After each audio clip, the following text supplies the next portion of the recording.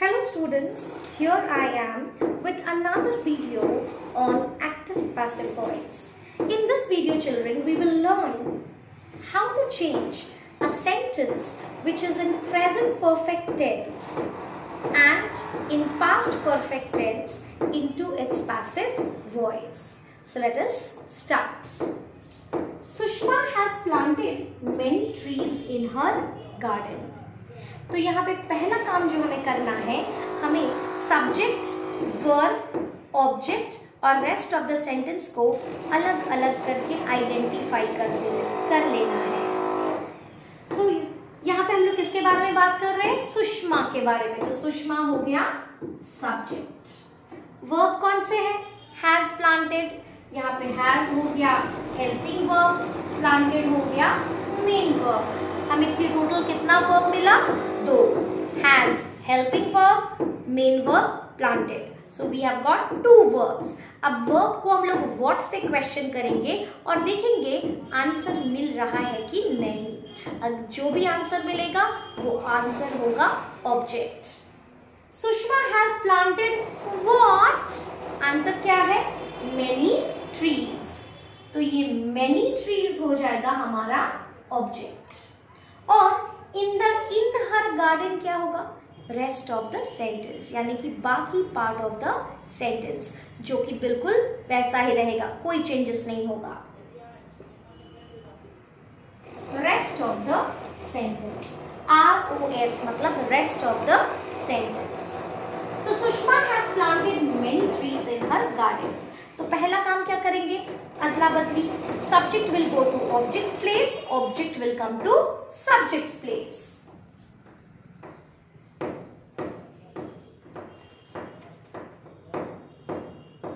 Many trees हो गया, object आ गया सब्जेक्ट के जगह में। Now how many verbs are there? 1 2 1 2 2 will become 3।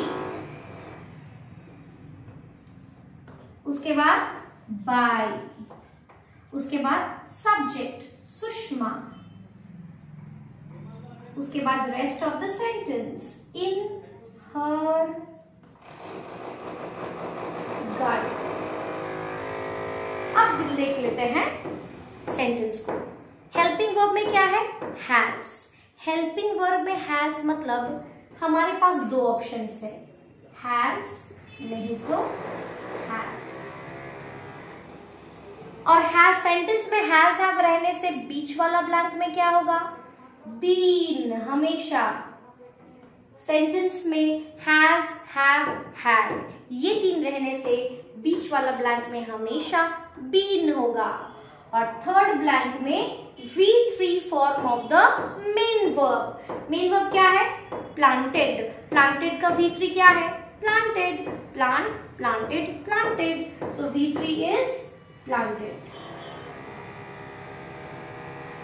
Okay, now many trees, बहुत सारा trees, many trees मतलब बहुत सारा trees, यानी कि plural, subject plural होने पर हम लोग क्या यूज करते हैं? have। याद रहे children, जब subject I होगा, you होगा, नहीं तो plural होगा, यानी कि एक से ज्यादा, तब हम लोग have यूज करेंगे।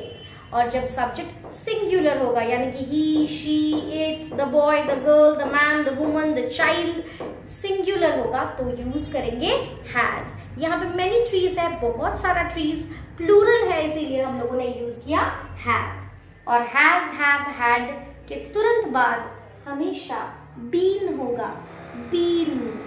सो the many trees have been. और थर्ड ब्लैंक में V3 form of the verb, जो कि planted is already in V3 form, so planted. So many trees have been planted by Sushma in her garden. I hope it is clear to you. Now we will move on to past perfect tense. This is the past perfect tense. Mother had cooked the meal before we arrived. This is the sentence. फटाफट जान लेते हैं subject कौन सा है। किसके बारे में बात कर रहे हैं? मदर के बारे में। So mother is the subject.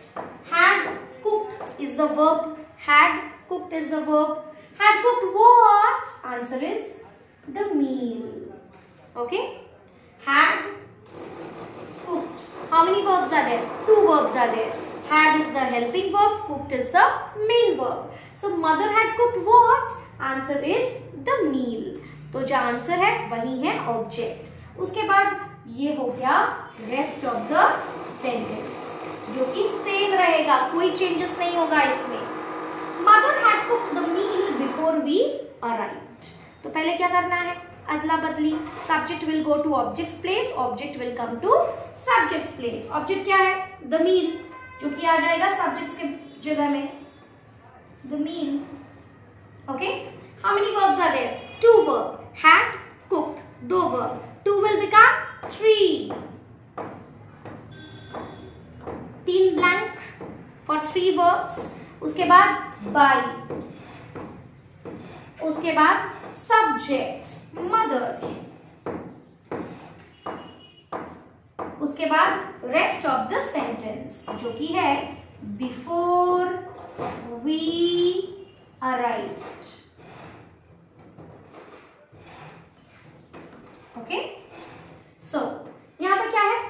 Mother had, helping verb क्या है? हैड। हैड ही बैठेगा, कोई चेंजेस नहीं। हैड, सेंटेंस में हैड रहने से वो हैड ही रहता है, कोई चेंजेस नहीं होता है। Okay, so the meal had, has, have, had 3 रहने से बीच वाला ब्लैंक में हमेशा बीन होगा। द मील had been, और थर्ड ब्लैंक में V3 form of the verb. V3 form क्या है?